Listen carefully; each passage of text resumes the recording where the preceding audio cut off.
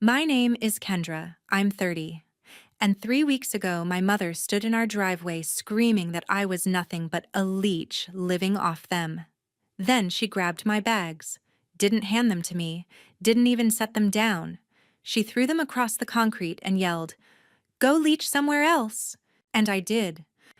I didn't argue. I didn't cry. I didn't explain myself for the 100th time. I just picked up my suitcase, walked past her as she kept ranting, and got into my friend's car without looking back. That was the moment I realized the woman who raised me didn't see me as a daughter anymore, just a burden she wanted gone.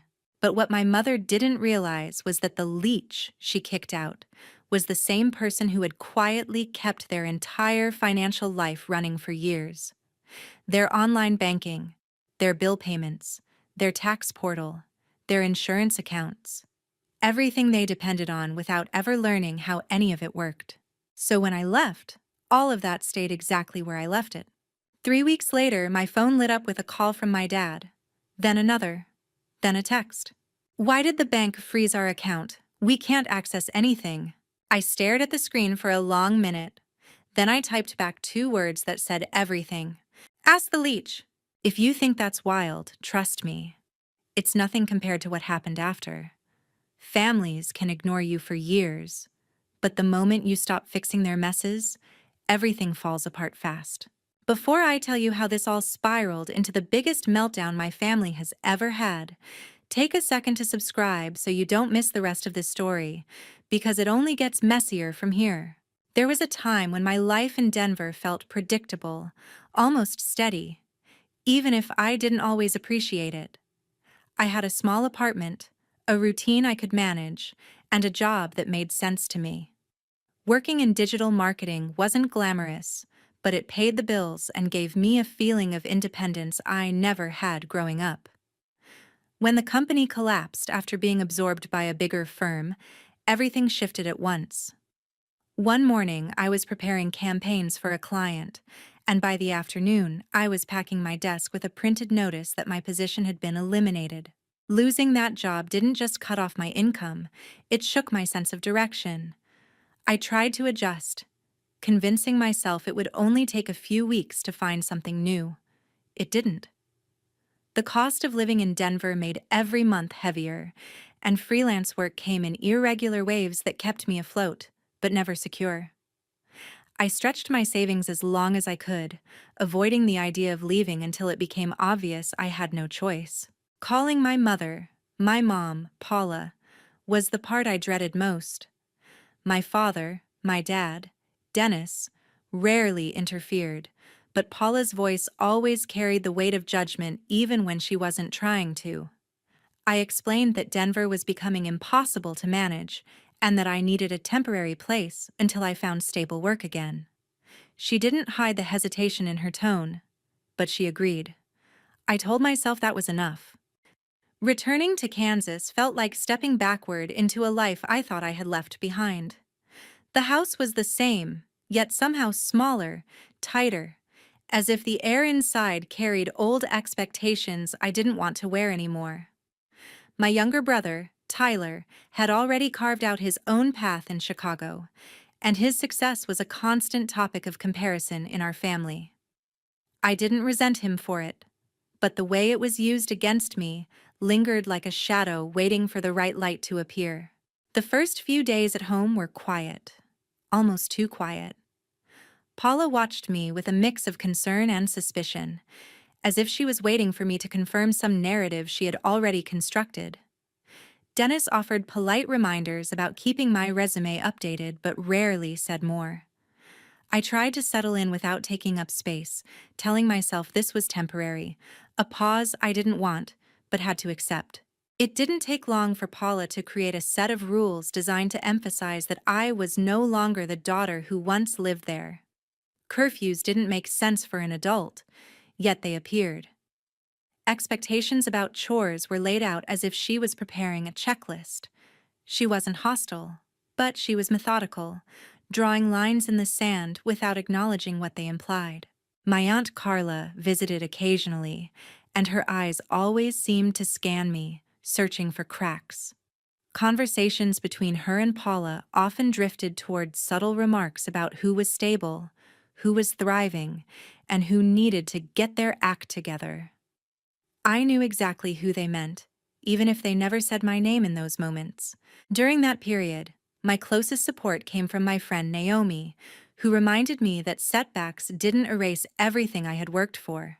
I clung to that thought each time I refreshed job boards or sent applications into digital voids. The weight of those weeks didn't come from chaos, but from a tightening calm, the kind that makes you realize something inside your family has shifted in a way you can't easily undo.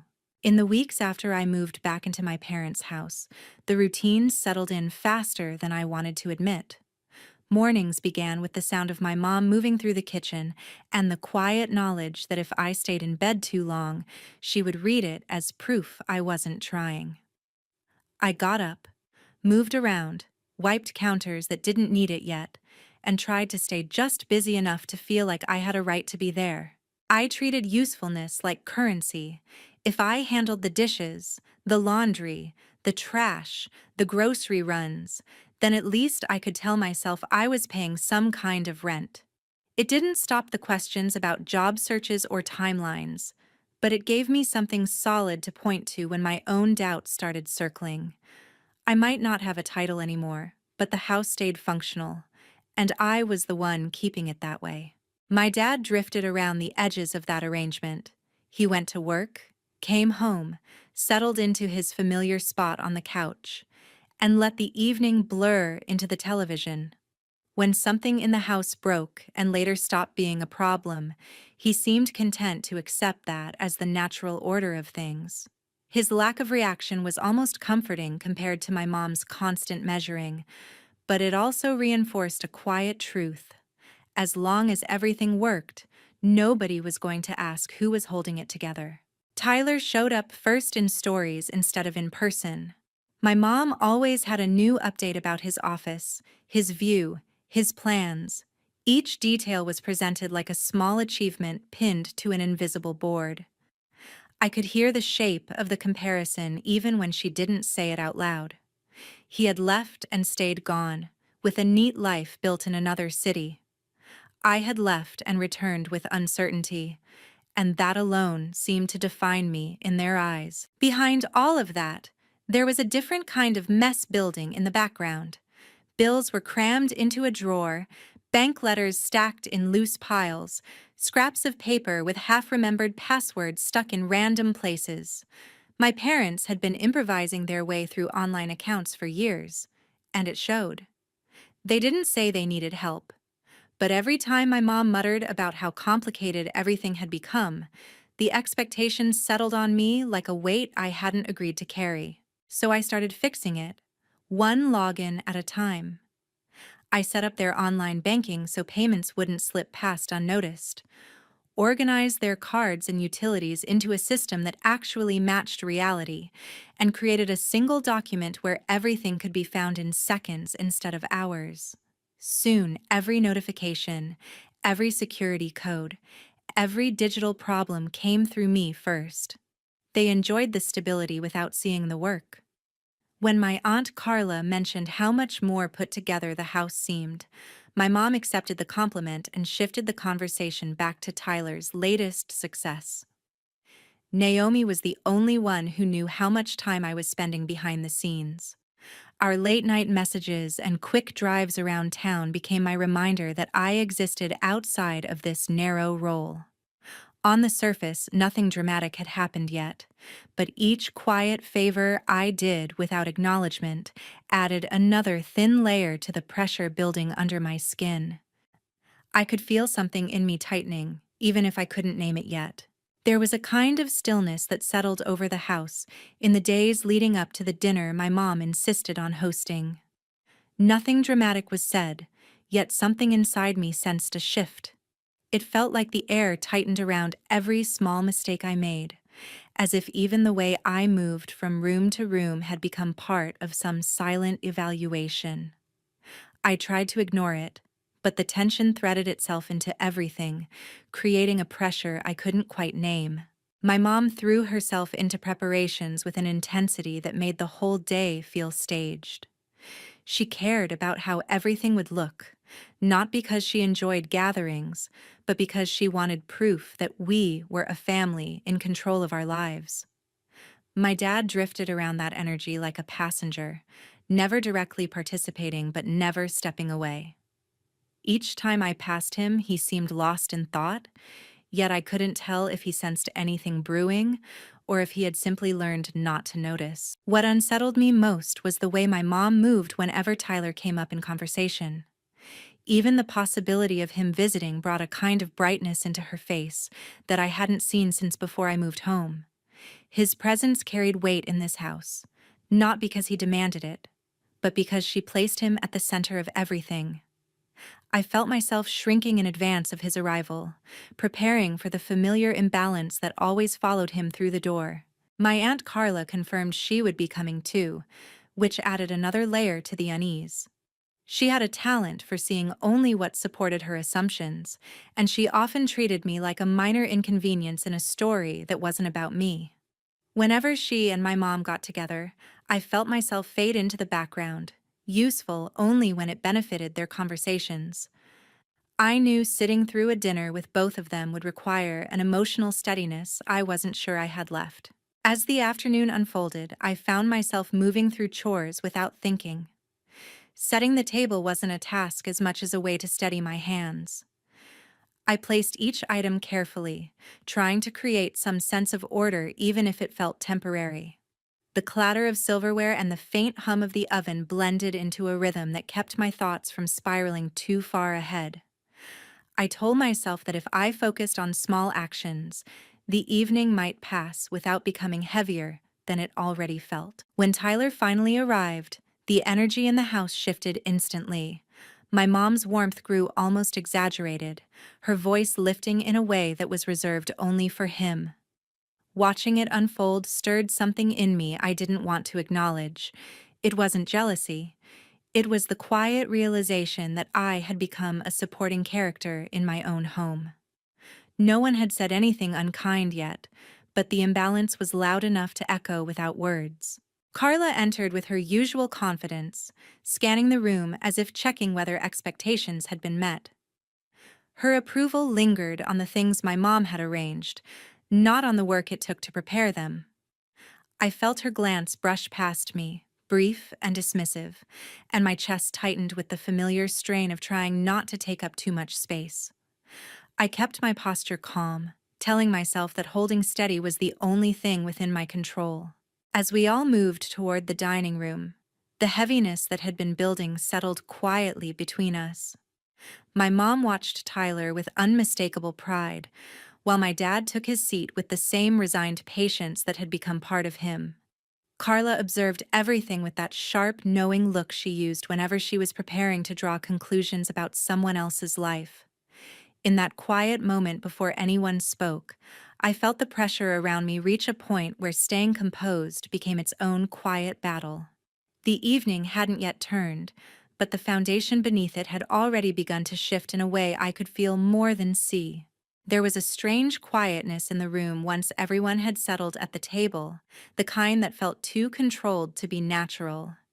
Plates were passed around, and the usual clatter of silverware seemed muted under the weight of careful smiles. I could feel myself tensing as each gesture from my mom grew sharper, as if she were hosting a performance rather than a family meal. The atmosphere carried a tightness that made it difficult to breathe normally, and I found myself bracing without knowing exactly for what. Tyler talked about his life in Chicago with the ease of someone who understood his place in the family. Every detail he shared seemed to please my mom, and watching her lean toward him with proud anticipation felt like standing outside a window looking in. It wasn't new, but something about it hit differently that evening.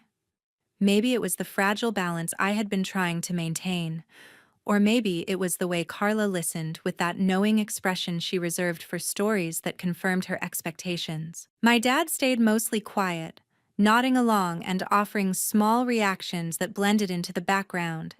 His silence wasn't malicious. It was a comfortable pattern he had lived in for years. Sometimes I wondered if he ever noticed how uneven the room became when the rest of us were together. Other times, I thought he simply chose not to acknowledge anything that introduced discomfort into his routine. As the conversation continued, the tension around me sharpened. I felt like an object placed in the wrong setting, visible but not considered. My mom's glances in my direction carried a mix of impatience and scrutiny, as if she were waiting for me to interrupt a moment she didn't want disturbed. I tried to stay focused on my plate, hoping that keeping quiet would make me less of a target for whatever judgment was brewing beneath the surface. But the turning point arrived without warning. It started with a simple shift in tone, an edge in my mom's voice that signaled the conversation was about to tilt. She looked at me in a way that stripped away any pretense of hospitality, and I sensed that her patience had reached its limits. The room tightened further as everyone else grew still, waiting for whatever came next. What followed wasn't loud, but it was sharp enough to cut through the air. The words themselves weren't complicated, yet they carried a weight that settled in my chest. The accusation wasn't about anything specific I had done in the moment. It was about the narrative she had been building around me since I moved back home. Her tone made it clear that she saw me not as someone navigating a difficult period, but as a problem that had overstayed its welcome.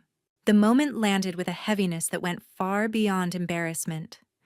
I felt something inside me shift in a direction I couldn't pull back from. There was no anger at first, only a slow realization that the balance had tipped past the point of repair. I kept my expression steady, but the pressure behind my ribs made it difficult to swallow. The humiliation wasn't about the words themselves. It was about the ease with which she said them in front of people who barely knew the reality of my situation. Carla's expression tightened with a kind of performative concern, yet I could sense the judgment hidden beneath it. Tyler looked caught between loyalty and discomfort, his confidence dimming just slightly as he glanced toward me. My dad's face shifted into something unreadable, a mixture of confusion and resignation that told me he wasn't prepared to intervene. The silence that followed was almost physical. It stretched across the table, thick and unavoidable. I sat in it, letting the weight settle, realizing that nothing about this moment surprised me as much as it confirmed what I had been trying not to admit. Something fundamental in me withdrew then, not out of anger, but out of clarity. Whatever I had been holding on to in hopes of keeping peace wasn't enough to anchor me anymore.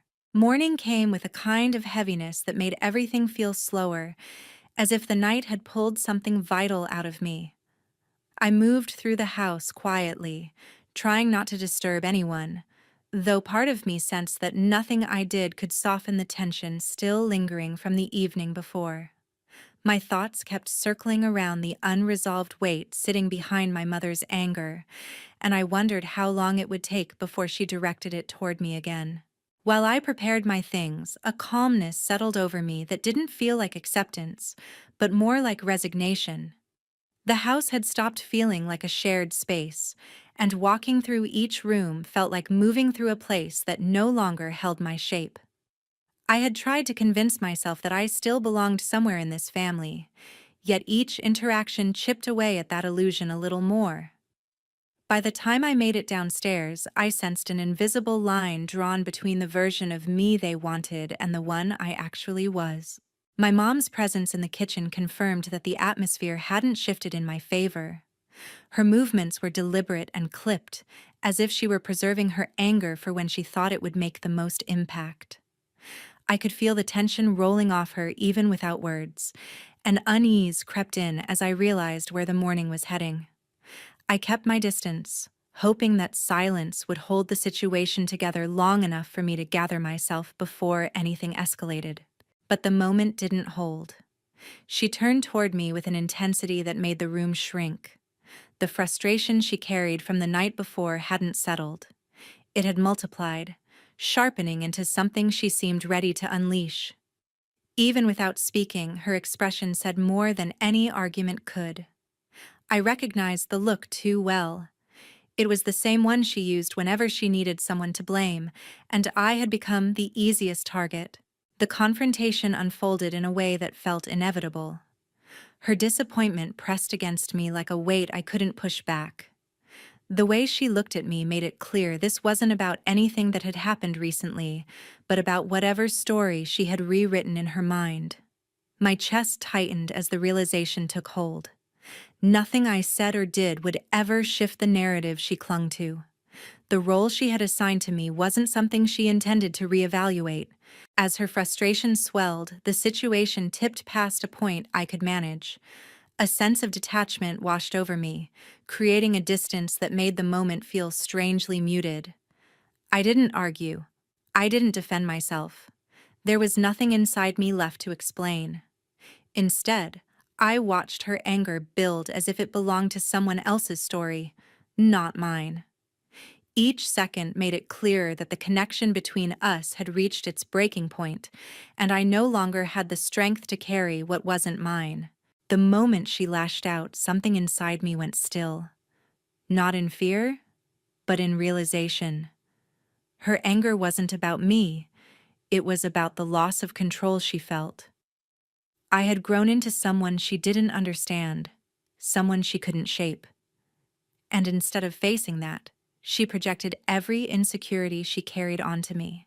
The accusations cut deeper not because of their content, but because of the ease with which she delivered them. It was a clarity I hadn't let myself confront until then. In the silence that followed, I felt my resolve solidify. There was no coming back from the shift that had just taken place. The bond I had tried so hard to maintain had been damaged beyond repair. Not by disagreement, but by the ease with which she disregarded everything I had endured.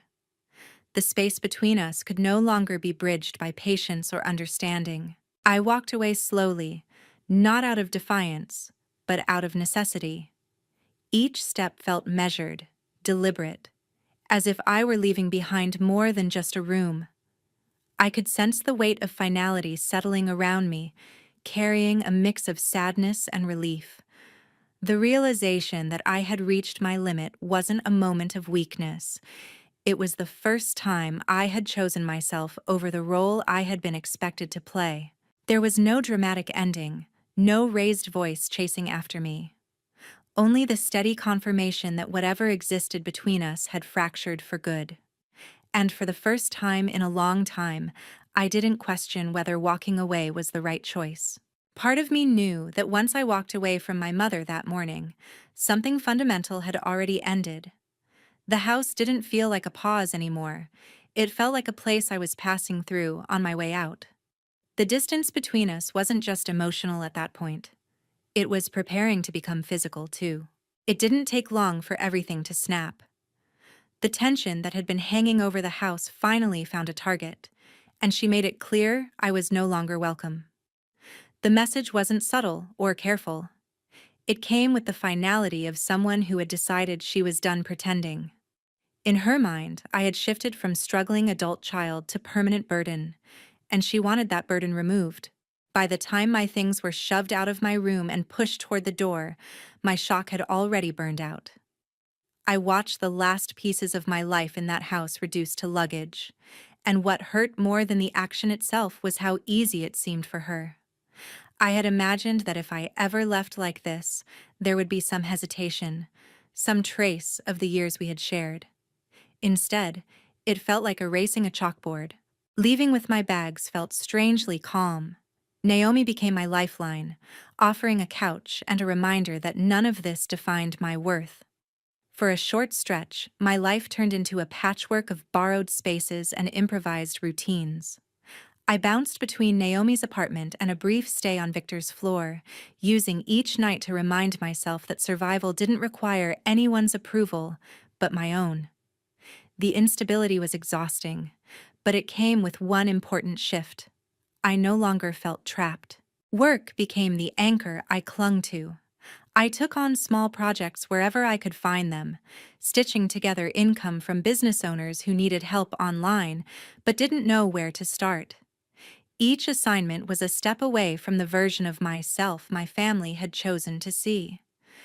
When a recruiter reached out with a remote position that matched what I had done in Denver, it felt less like luck and more like the first real acknowledgement that my skills still mattered. Accepting that job gave me enough stability to sign a lease on a small studio in Kansas City.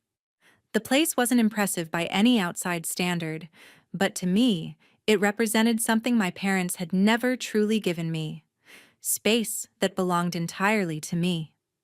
Setting up my laptop on a cheap table and arranging my few belongings on shelves felt like reclaiming ownership over my own life in a way I hadn't experienced before. Even after I left, the systems I had built for my parents kept working in the background.